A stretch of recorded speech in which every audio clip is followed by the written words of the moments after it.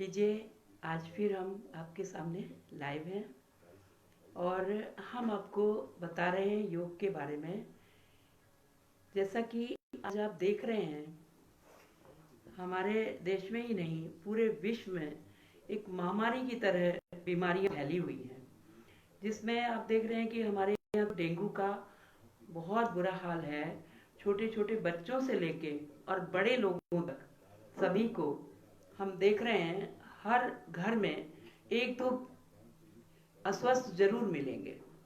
तो ऐसे में हम लोगों को कहाँ तक हम दवाई कराएं, कहाँ तक हम अपने आप को स्वस्थ रख पाएंगे, तो उसके लिए सबसे ज़्यादा आज हम कारगर पाते हैं योग को, जो कि हमारे परम पूज्य स्वामी जी, स्वामी रामदेव जी, जिसे बहुत दिनों से सबको समझाने में लगे हुए हैं और पूरी तरह से वो हमारे स्वास्थ्य के बारे में हमें समझाते हैं, लेकिन हम फिर भी उतना ध्यान नहीं दे पाते।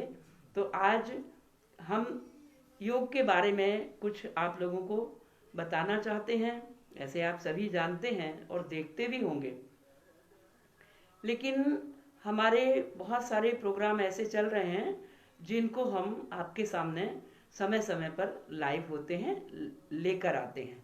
तो आज हमें एक ऐसी संस्था से जुड़कर, जो इंदौर में महारानी अहिल्याबाई के नाम से जानी जाती है, उसके अंतर्गत आज हमारा ये कार्यक्रम आपसे हमने बताया था कि सुबह होने वाला था। सवेरे जब हमें हमें लाइव आना था, लेकिन कुछ कार्यक्रम ऐसे थे जिनको हम नहीं छोड़ सकते थे। उन्हीं के कारणों से हम अब आप इतनी रात्रि में आपके सामने लाइव हुए हैं। हालांकि स्वास्थ्य से संबंधित है, तो इसमें कोई ज़रूरी नहीं कि हम एकदम सुबह सुबह उठकर ही, जब भी हमें समय मिले तब हम आपको कुछ ऐसी बातें बता सकते हैं, आपसे रूबरू हो सकते हैं, आपसे बातें कर सकते हैं कि भाई हम लोग अपने स्वास्थ्य की बातें कर रहे हैं, योग की बातें कर रहे हैं, आज के समय की बातें कर रहे हैं। तो क्यों ना हम रात को 10 बजे भी करें। लोग तो रात के 10 बजे कार्यक्रम देखते हैं तरह तरह के, और अपने मोबाइल के ऊपर भी बहुत सारी कैसी कैसी गतिविधियां होती हैं जिनको हम ज़्यादा डीपली नहीं बताएंगे। लेकिन ऐसे लोग ऐसी चीज़ों से जब रात के 10 बजे नहीं, 12 बजे, 1 बजे, 2 बजे तक या पूरी पूरी रात जुड़ सकते हैं, तो क्यों ना हम योग के कार्यक्रम से जुड़ें। और क्यों ना हम एक ऐसी इतनी अच्छी संस्था जो इतना अच्छा कार्य कर रही है हमारे स्वास्थ्य के लिए, योग के लिए, तो क्यों ना हम उस संस्था से जुड़ के आप लोगों से रूबरू हों। तो देखिए, आज हम फिर परम पूज्य स्वामी जी को सूक्ष्म उपस्थित मानते हुए और आचार्य श्री को प्रणाम करते हुए हम आपके सामने योग के बारे में चंद बातें रखेंगे। जैसा कि हम हमेशा ही कहते रहते हैं कि हम लोगों को अपने स्वास्थ्य का ध्यान रखना है, तो अपने स्वास्थ्य का ध्यान रखेंगे तभी हम सेवा कर पाएंगे। अपने परिवार में हो या बाहर हो, हम नौकरी में हो या घरेलू हो, घरेलू महिला भी तभी अपने आप को स्वस्थ रखने के बाद ही पूरे कार्य को संपादित कर पाएगी, व्यवस्थित कर पाएगी अपने घर को, परिवार को और समाज को। तो एक परिवार जो है वो एक समाज है, क्योंकि समाज से हम लोग जुड़े हुए हैं और हमको अपने आप को स्वस्थ रखते हुए दूसरों का भी ख्याल रखना पड़ता है, परिवार का भी ख्याल रखना पड़ता है। तो इसलिए हम क्यों ना ऐसे आज के समय में ऐसे कार्यक्रम से जुड़ें जो कि हमें हमेशा स्वास्थ्य दे, मजबूती दे और हमारे अपने विचारों को व्यक्त करने का समय भी दे। जैसे कि आज मैं आपके सामने रूबरू हुई हूँ केवल दो बातें लेके, स्वास्थ्य और दिनचर्या। जैसा कि सभी चीज़ें योग से जुड़ी हुई हैं, स्वास्थ्य भी योग से जुड़ा है, और हम लोगों को सुबह उठ के अपने स्वास्थ्य के लिए ही सही, लेकिन योग तो करना ही चाहिए। कम से कम 1 घंटा तो हम लोगों को योग के लिए देना ही है, या अपने स्वास्थ्य के लिए देना है, खुद के लिए देना है। और जब हम खुद के लिए समय दे रहे होते हैं, तो आप ऐसा मत सोचिए हमें पारिवारिक कार्य हैं, बहुत सारे काम करने होते हैं, जल्दी जल्दी हमको पूरे घर के काम निपटाने होते हैं, लेकिन आप तभी अपने आप को स्वस्थ पाएंगे जब आप योग करेंगे।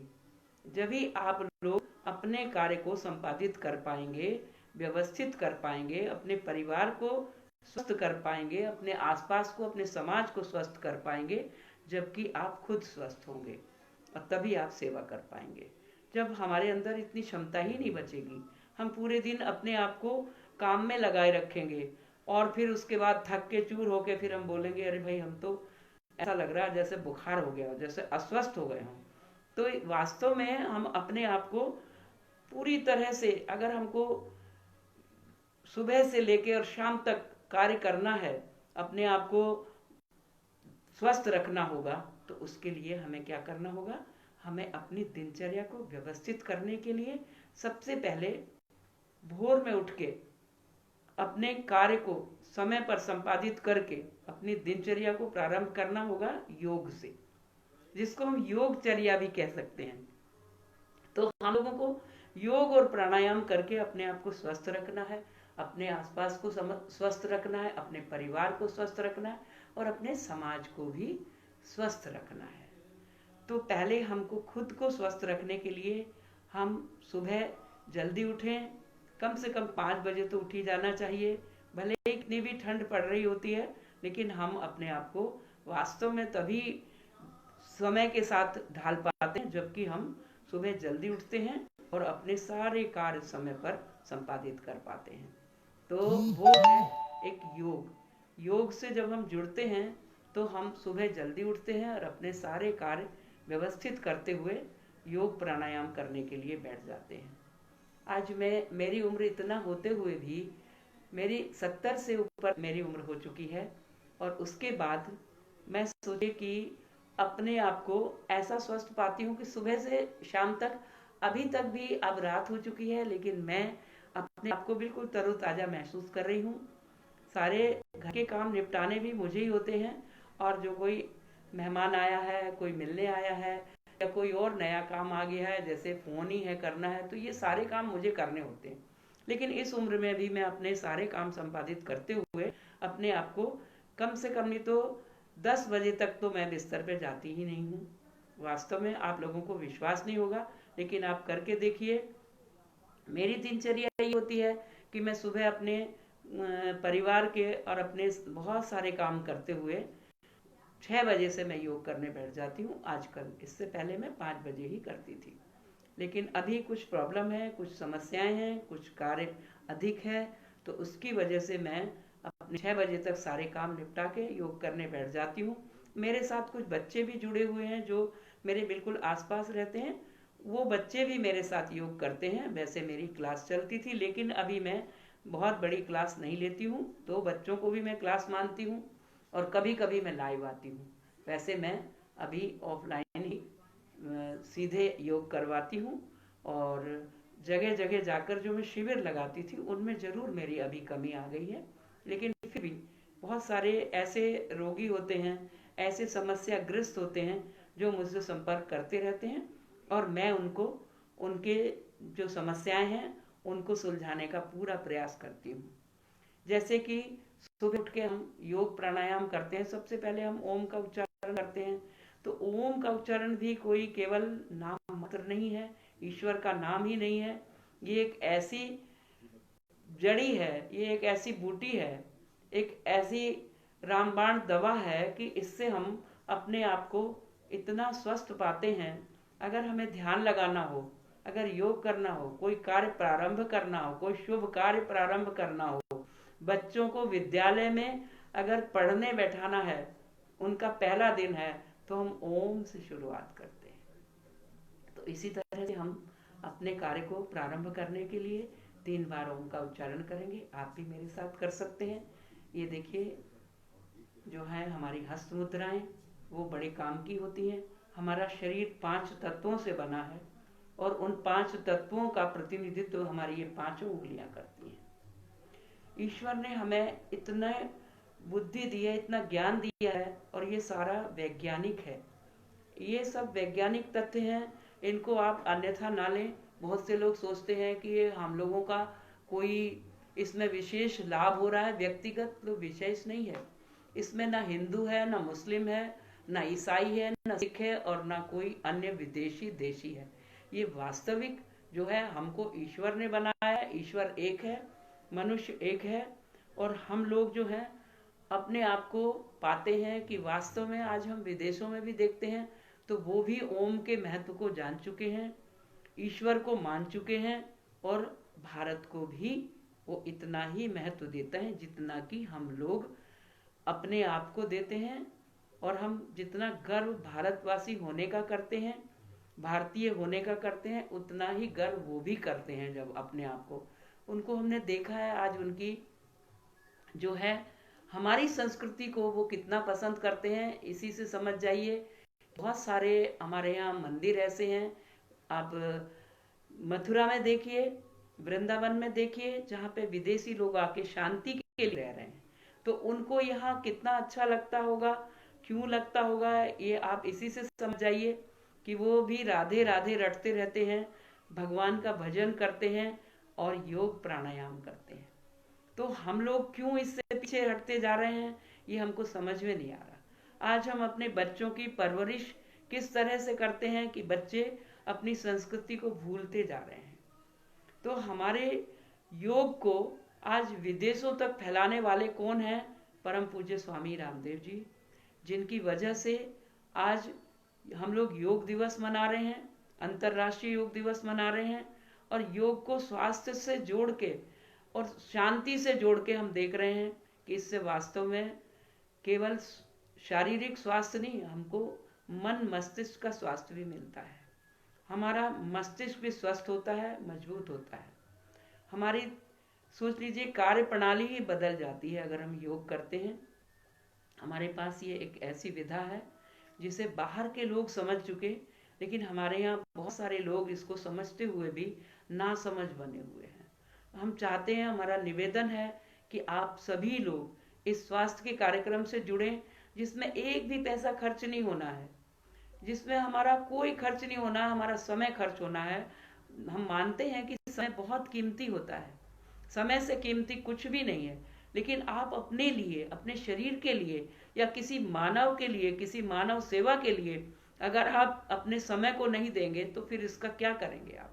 और इस शरीर को अगर स्वस्थ नहीं रखेंगे तो कैसे जिएंगे?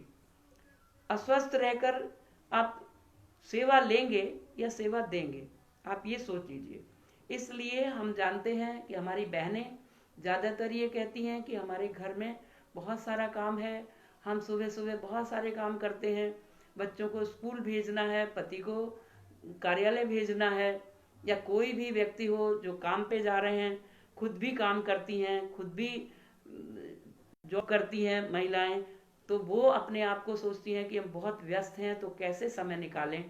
लेकिन हम ये जानते हैं कि एक बार इसको मैनेज करने की ज़रूरत है, एक बार अपने आप को व्यवस्थित करने की ज़रूरत है, एक बार हमें सुबह उठने की ज़रूरत है, बाकी सारा काम मैनेज हो जाएगा। पहले आप योग करने लगें।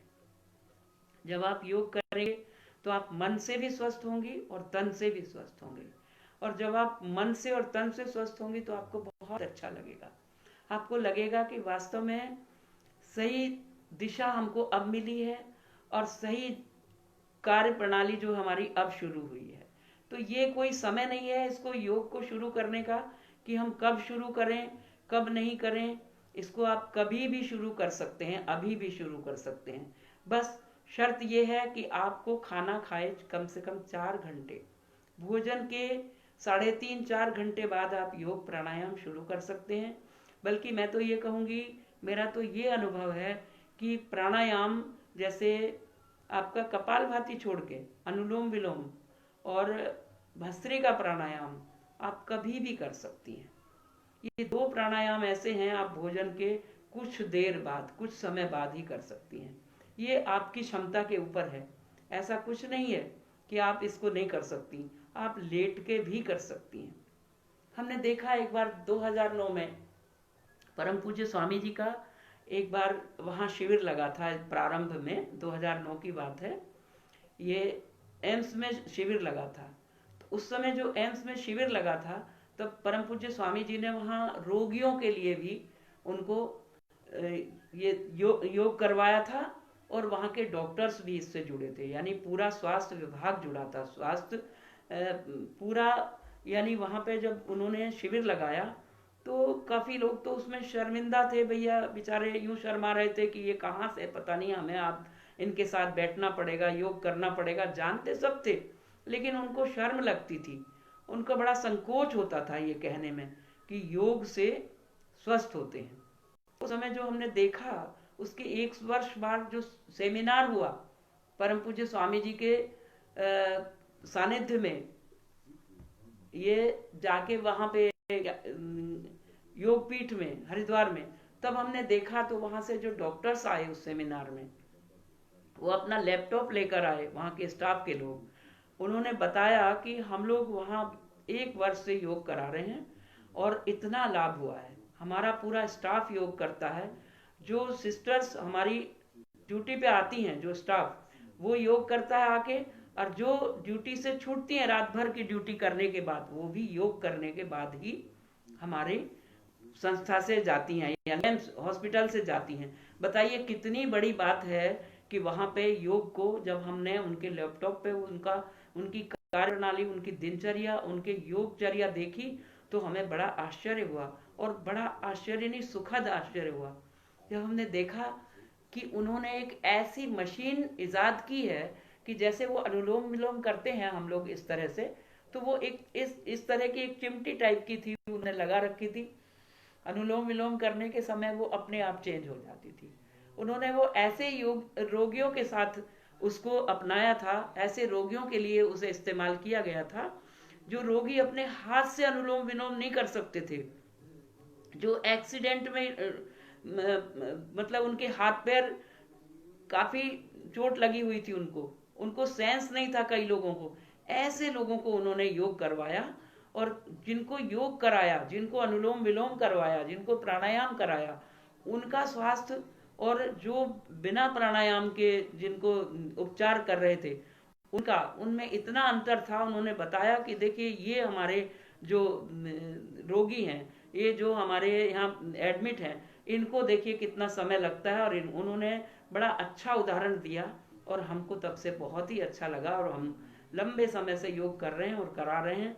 इस तरह के उदाहरण आप भी पेश कर सकते हैं। इस समय, इस वर्ष जो कोविड के समय जो हमारे मध्य प्रदेश में एक कार्यक्रम चला था योग से निरोग, उसमें हम लोगों ने बड़ा उसका मतलब लोगों को लाभ पहुंचाया था।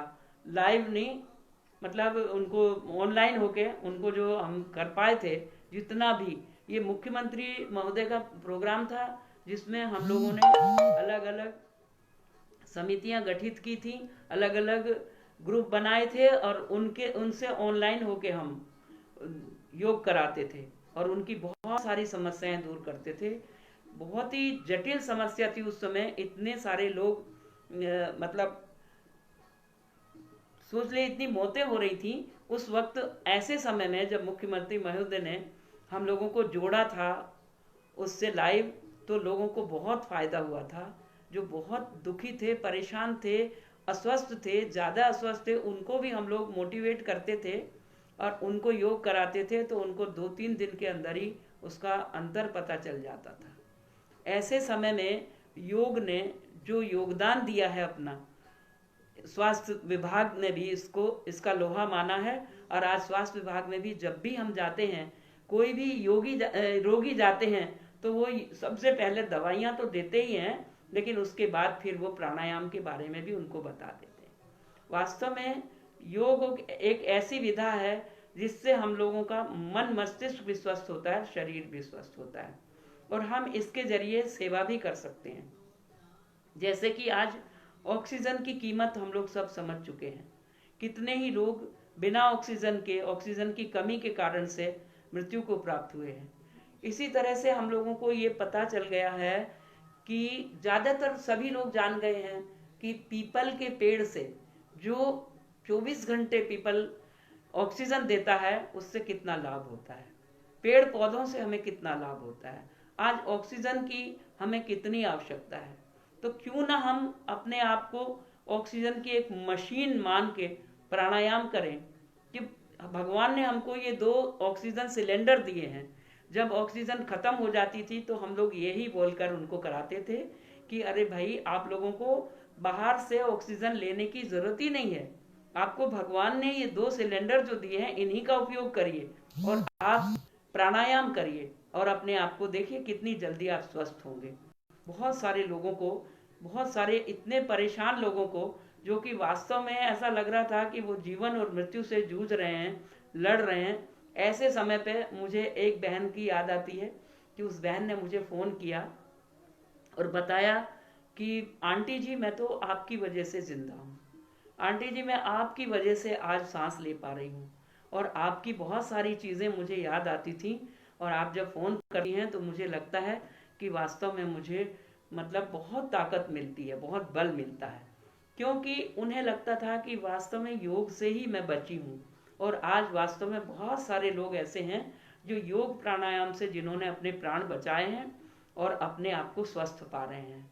ऐसे कई लोग मुझसे उस बीच जुड़े जिनको मैंने बहुत सारी चीज़ें बताई और उनको काफ़ी मोटिवेट किया, उनको समझाया, उनको योग प्राणायाम के अलावा ये आयुर्वेदिक के बारे में बताया। उनको से कहा कि जो भी आपके घर में उपलब्ध है, जो आपके किचन में धनिया, जीरा, मेथी, सरसों, जो भी कुछ है, उन सब से आप बहुत अच्छा स्वास्थ्य पा सकते हैं।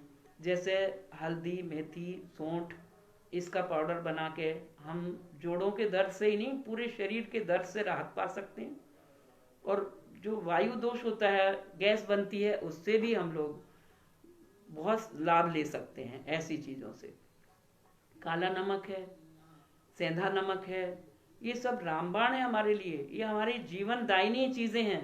ये सारी वस्तुएं कोई यूं ही नहीं हमारे यहाँ जो प्रयोग में लाई जाती हैं, हमसे तो विदेशी ही लोग सीख रहे हैं। वो लोग कभी हल्दी का प्रयोग नहीं करते थे, आज वो भी गोल्डन मिल्क पी रहे हैं। दूध में हल्दी डाल के पीने से बहुत सारे लोग जो शिकायत करते थे कि हमको गैस बनती है दूध से, आज वो दूध को आराम से पी रहे हैं, हजम कर रहे हैं, उनको कोई गैस नहीं बन रही है। इसी तरह से हम लोगों को बहुत सारी चीज़ों से लाभ मिलता है। जैसे दालचीनी है, जैसे काली मिर्च है, अजवाइन है और तुलसी है। इसका काढ़ा बना के पियेंगे आप ठंडों में, थोड़ा सा उसमें पीपल का पाउडर डाल लो, जो छोटी पीपल होती है, तो उससे आपका कफ भी दूर होगा। आपका जो सांस लेने के लिए तकलीफ होती है लोगों को, जुकाम हो जाता है और बहुत सारी नसों की प्रॉब्लम भी दूर हो जाती है। तो क्यों ना हम अपने किचन की तरफ जाएं, क्यों ना हम अपनी देशी चीज़ों को देखें, क्यों ना हम योग प्राणायाम करें, क्यों ना हम अपनी दिनचर्या को व्यवस्थित करें, क्यों ना हम सुबह उठें जल्दी और अपने कार्य करें। समझ में नहीं आता कि लोगों ने अपने आप को क्यों इतना ज़्यादा इन चीज़ों से दूर रखा है, इन चीज़ों से वंचित रखा है और विदेशी नकल करने लगे हैं। इसीलिए पेड़ लगाइए और जड़ी बूटी लगाइए, पौधे लगाइए छोटे छोटे, उनका प्रयोग समझिए और दूसरों को भी बताइए। अपने आप को व्यवस्थित रखने के लिए, स्वस्थ रखने के लिए अपनी दिनचर्या को व्यवस्थित रखिए और सुबह जल्दी उठिए, प्राणायाम करिए, योग करिए और अपनी संस्कृति को मत भूलिए। अपनी, हम लोगों ने कहाँ जन्म लिया है, हम लोगों के पूर्वज कौन हैं, हमारे आदर्श कौन हैं, उनको समझिए और आप अपने आध्यात्मिक, अपने राष्ट्रीय और अपने धार्मिक आदर्शों को याद करिए, उन्हीं के साथ अपने जीवन यापन करिए, उन्हीं के बारे में सोचिए, अपने आप को धन्य मानिए और अपने आप को योग से जोड़िए और स्वस्थ रहिए और दूसरों को भी आप ये सब बताइए। इसीलिए हम कहते हैं योग करें, रोज करें, करें योग, रहें निरोग। ओम। भारत माता की जय। वंदे